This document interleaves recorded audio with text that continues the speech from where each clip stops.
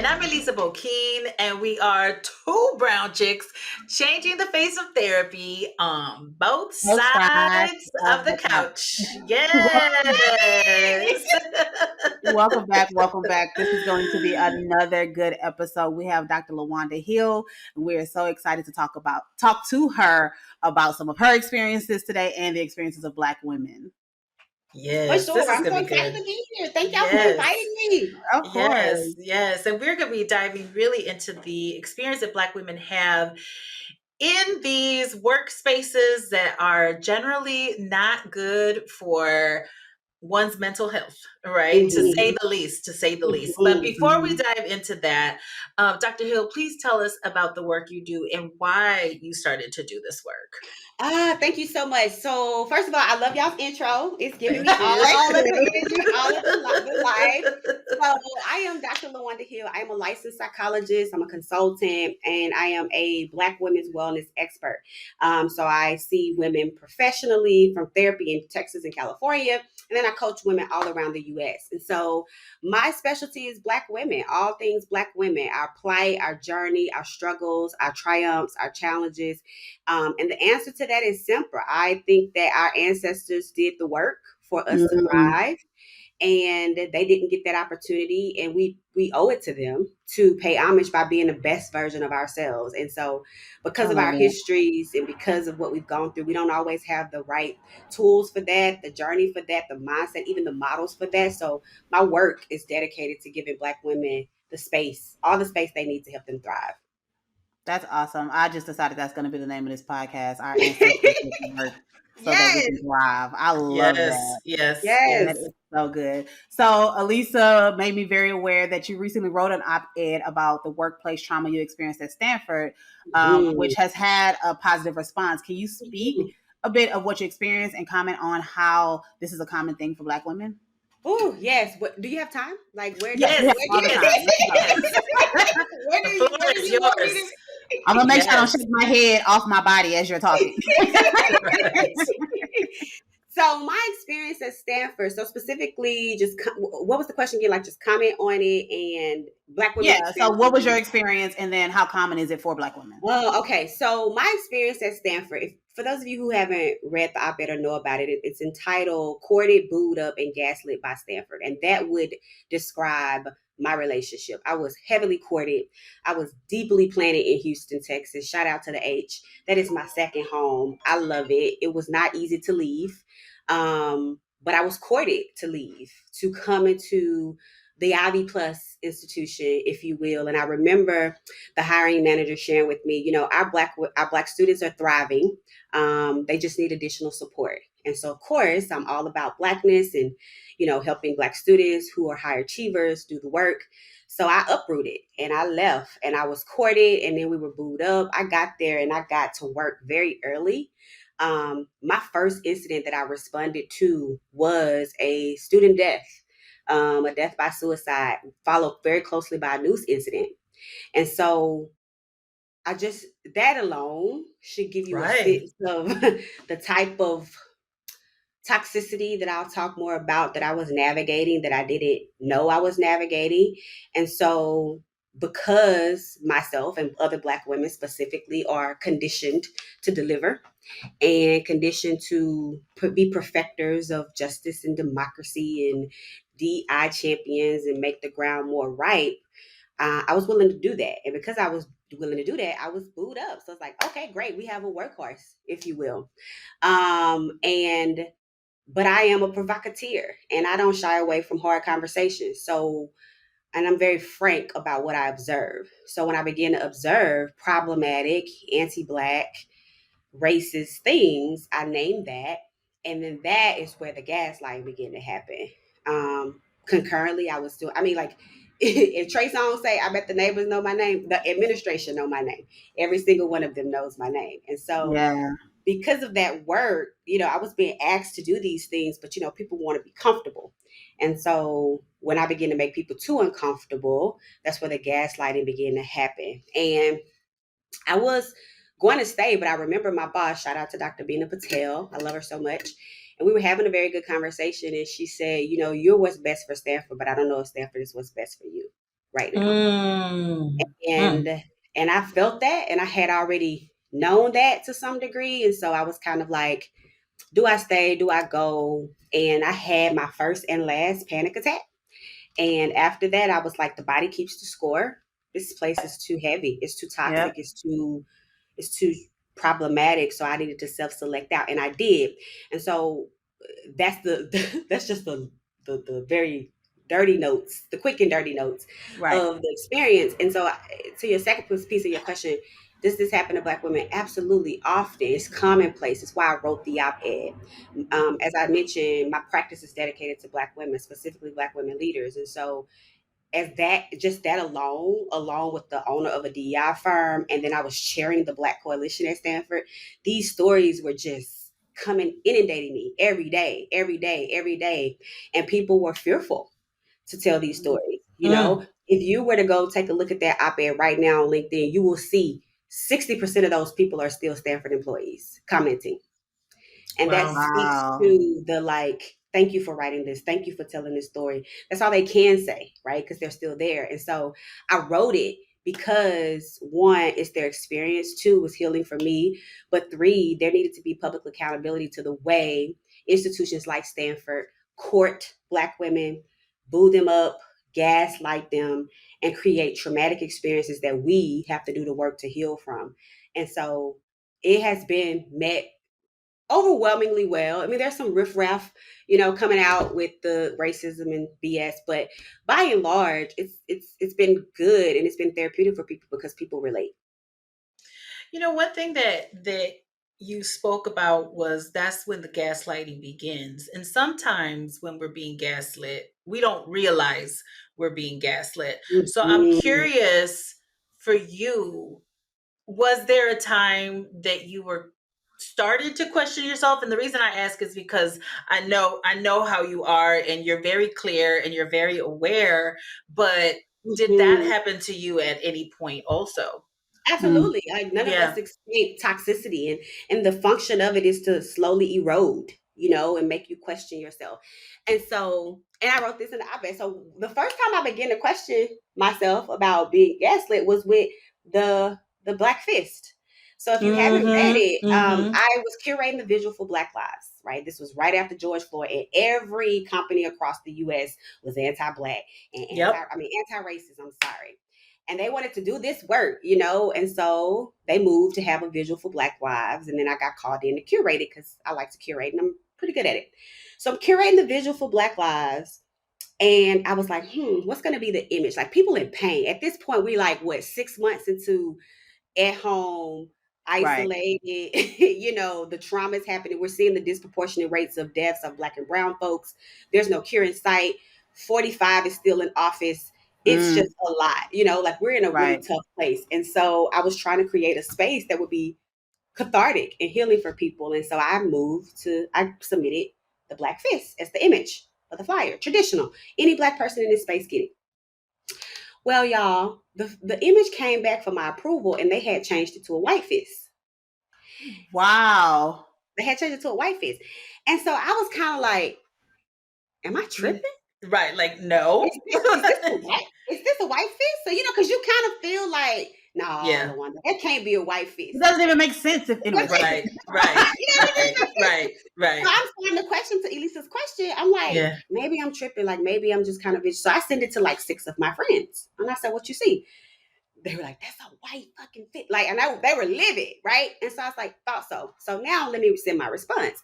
And I'm like, kind of like, and I told people, and I've told different people I've interviewed with, I can pop off. Like, I own it. I can pop off. This wasn't one of my pop off moments.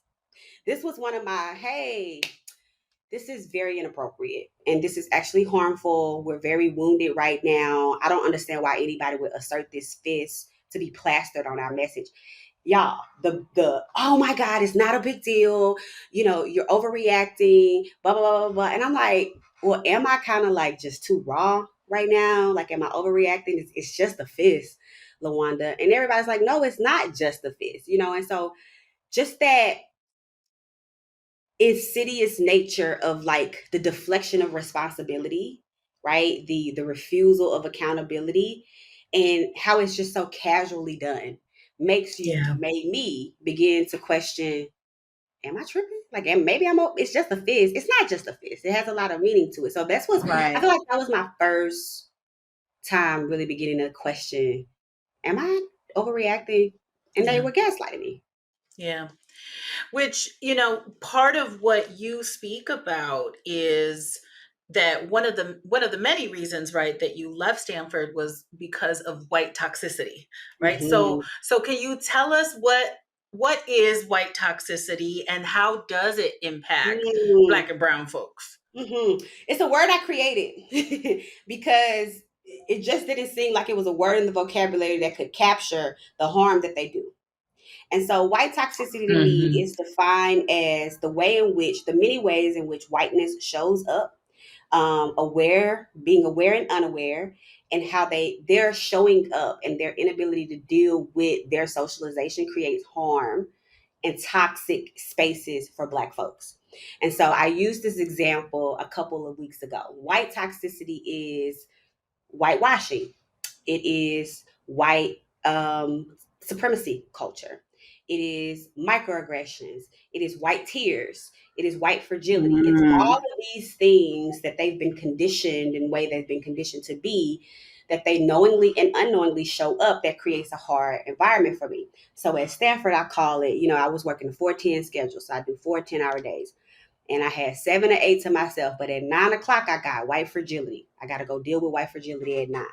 At 10, I'm going to deal with the microaggressions.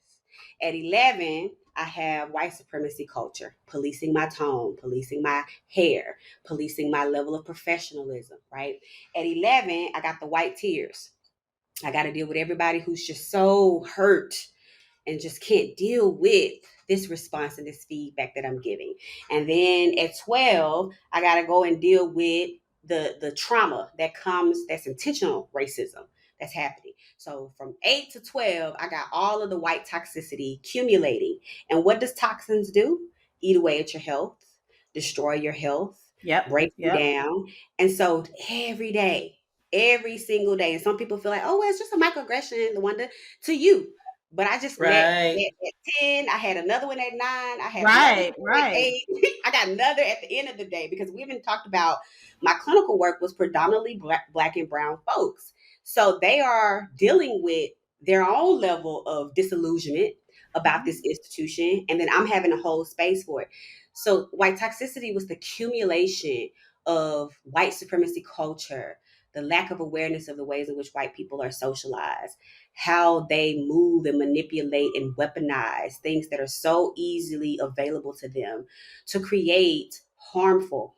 And when I say threats, I mean threat. I don't mean, it's threat as in threat to my life, because over time, it wears you down. That to me is white toxicity. Yeah, that's good. And I keep thinking about, of course, I bring this up probably every other podcast, racial battle fatigue. Yes. And how that is what leads to racial battle fatigue, right? Now you're anticipating it. Now you're stressed out. Now your stomach is hurting because you have to go into this meeting with someone who always makes a comment that makes you uncomfortable, right?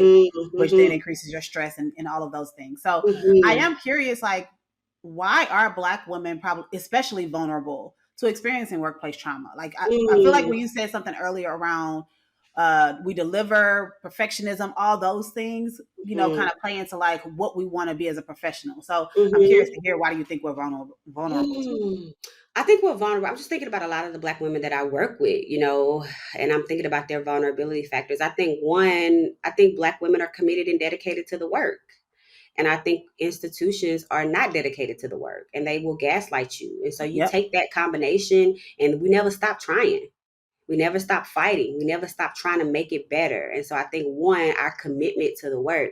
Two, I think Black women are the most disrespected people, neglected people. And so often it's so easy to dehumanize us. And so we're policed all the time. Our language, our tone, our hair, our complexion, our interpersonal engagements, it just makes more for us to have to deal with. More comes at us, I should say, that we have to absorb, because we are painted as this threat to society. We're painted as this angry, aggressive. I hate those words. Angry, aggressive, volatile, all the words that are used to weaponize our experience. And so when knowing that, and then we're actively trying to combat that, but experiencing it, it just makes for a perfect storm of harm, because you're like internally silencing yourself, but you need to vocalize it so that you can protect yourself. But if you do it, they got the weapons for you, to make you angry and hostile. And then, oh, you're not, it's the same thing that happened to me. I'm sorry, Lawanda, we got to cut your contract. You're creating a hostile environment.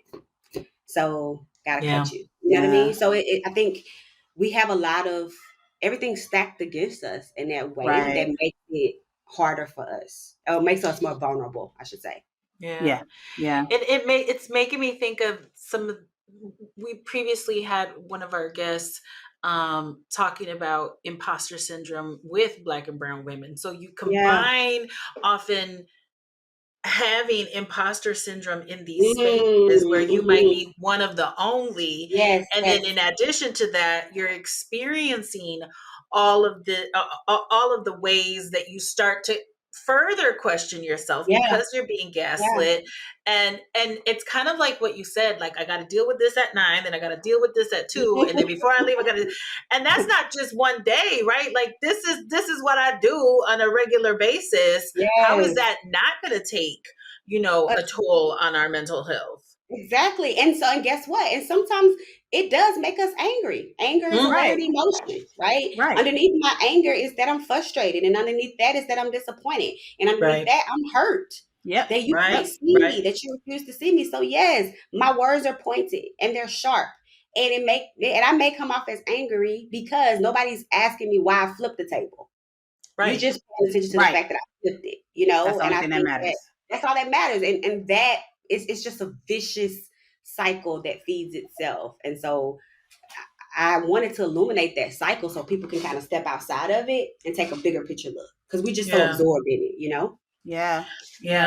And often don't know what to do or how to be the person that's going to speak up, right? Because then we're thinking about livelihood, then we're thinking about career, and like, what does that mean for us if we do speak and try to shift or make it known that this is a problem, right? So there's so many factors that goes into like what makes it difficult for you to even advocate for yourself. And that's all labor, right? And that's all labor that's happening. And depending on your biopsychosocial makeup, that could be damaging for you. That could lead you to depression. That could lead you to anxiety. That could activate old trauma.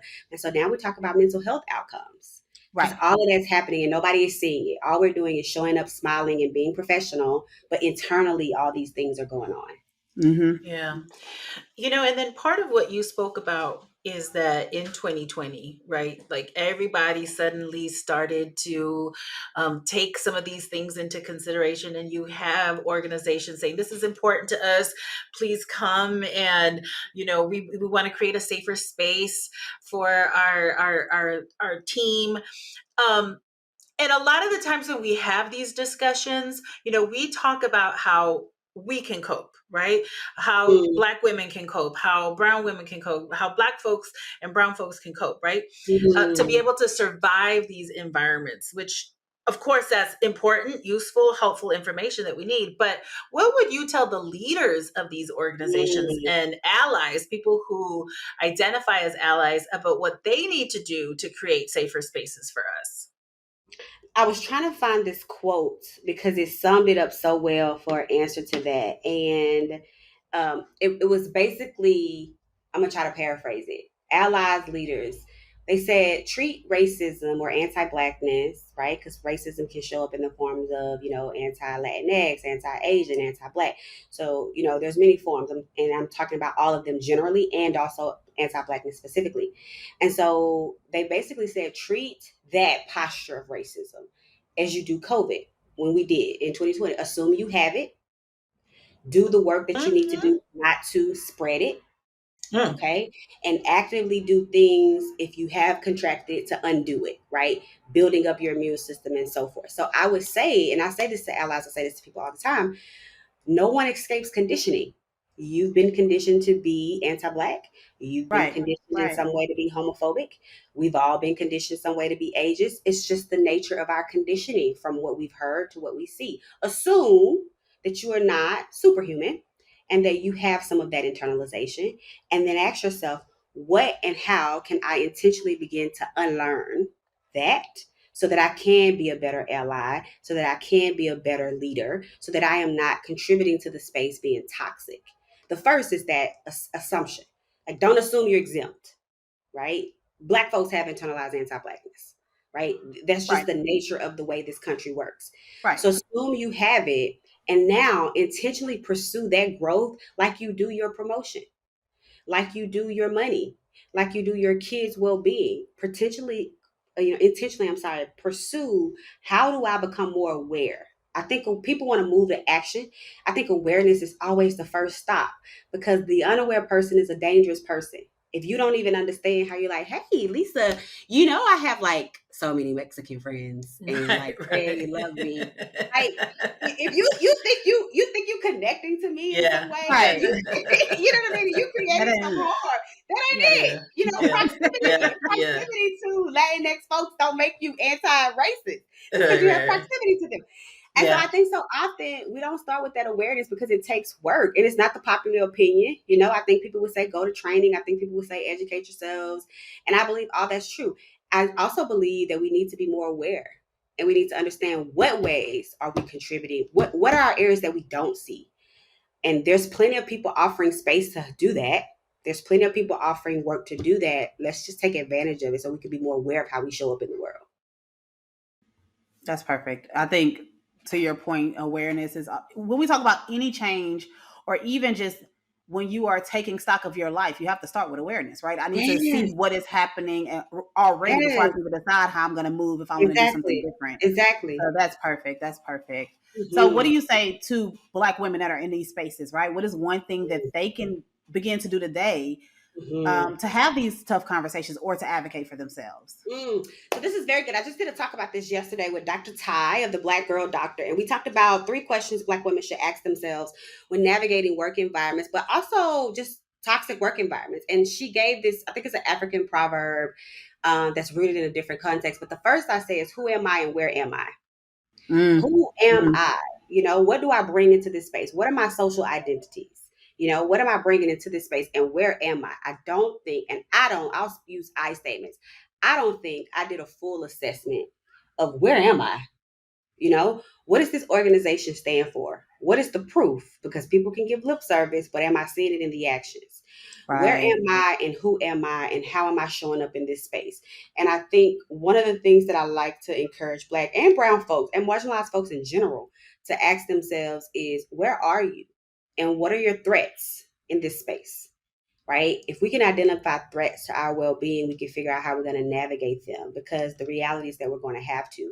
But if we're thinking that we're in a safe place and that it's equal for all, and everybody is really trying to be this inclusive environment and belonging, I think we can be illusioned in that way. So I like to start in that same vein as I'm talking about allies and white people. How do you start awareness?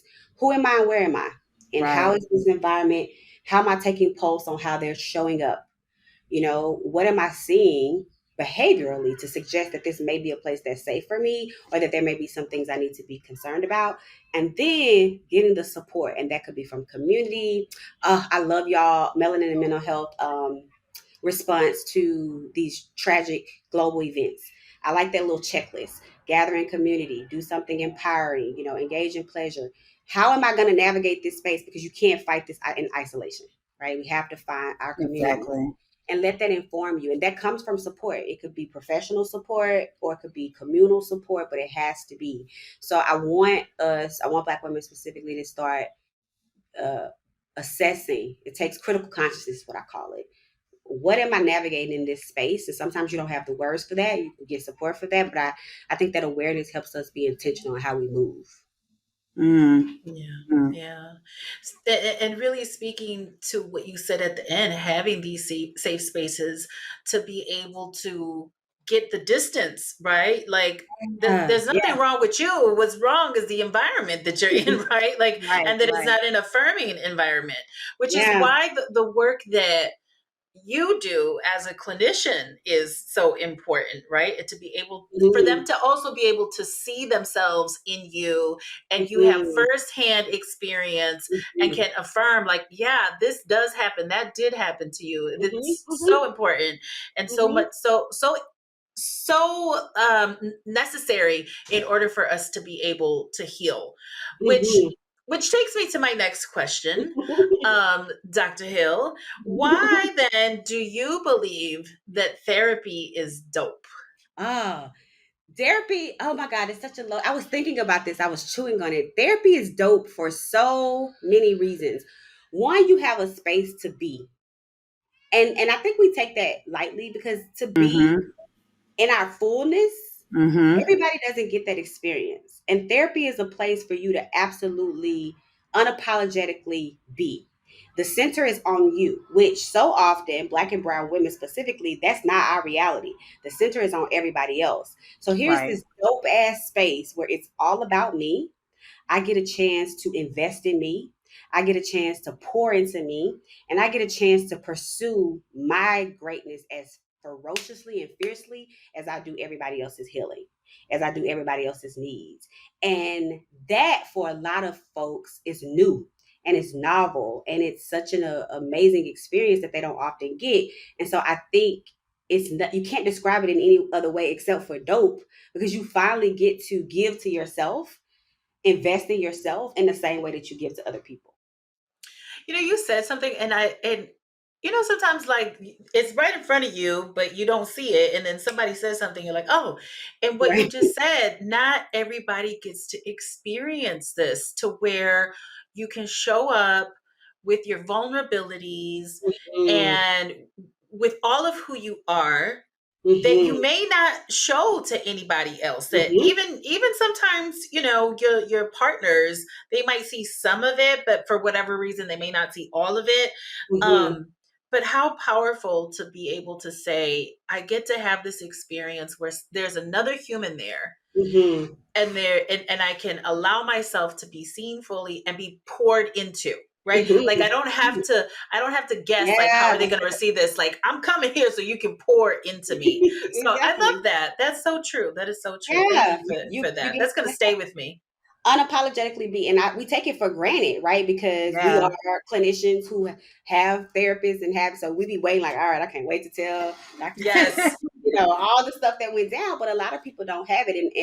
And I often try to say, this is your permission to pause and be just yourself, even if it's the only 50 minutes out of your 7-day week that you were able to do that. I think that's a dope experience. And even in those 50 minutes, it's transformative. It's Yes. very Yes. transformative. Absolutely. I literally, as you were talking, I was thinking about one of the questions I often ask my clients is like, in what spaces can you be your most authentic self? Like, I want to, Mm-hmm. because I want them to learn how to tap into it and know what it feels like and all of that. Mm-hmm. And it's so exciting when I hear them say, well, therapy is one. I'm like, okay, good. Yes, Okay, I did my finally. job. Like, because I said, I Right. want you to know that here, it does not matter what you bring. You can Yeah. show up fully, Yes. and so Yes. I think that's amazing. And it's true. Like, everybody doesn't have that privilege or even know where to start to get that. And especially Black and brown folks, right? Like, I've Yes. had people to be like, "Girl," and then like, "Hey, can I call you girl?" I'm like, "Girl, speak freely." Hey, That's all of that's it. The curse that's words. encouragement. And then they Yes. want to Yes. curse, and then they want to talk about experiences. And we take for granted that Black and brown folks in marginalized communities don't get to show up as their truest selves. And Yeah. so when we Right. give them the space to show up as their truest selves, whether you want to use colloquial language, you want to curse somebody Mm-hmm. out, you want to say all the things, that is a dope thing to do. Yes. Yes. Okay. So clearly we know the answer to this. I feel like every time we get to this question on the podcast, the audience is like, well, we got the answer. It's done. Please tell us, why are you a dope therapist? Oh my God, I'm such a dope therapist, y'all, because I love it.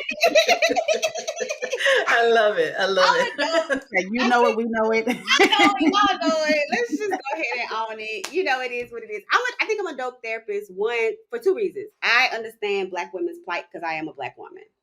And I understand our plight, and I feel like I have been gifted, and I don't think that this is everybody's truth, but I think I've been gifted in a way that I feel empowered to show up as my truest self. And so if you are in my presence, you're going to lead that way. You're going to feel like I want to show up as my more truer self or my truest self. That I think a lot of people try to coach you into being PC or what's palatable. I'm not for everybody. Like let's just call a spade a spade. I'm not for everybody. Everybody don't love my energy, but I am for some people. And what makes me dope is that I help Black women understand, who are you for? Show up anyway. And the people who are for you, you'll draw their energy. And I think that they appreciate that in a way that they haven't experienced by other clinicians. And so I think that's what makes me pretty dope.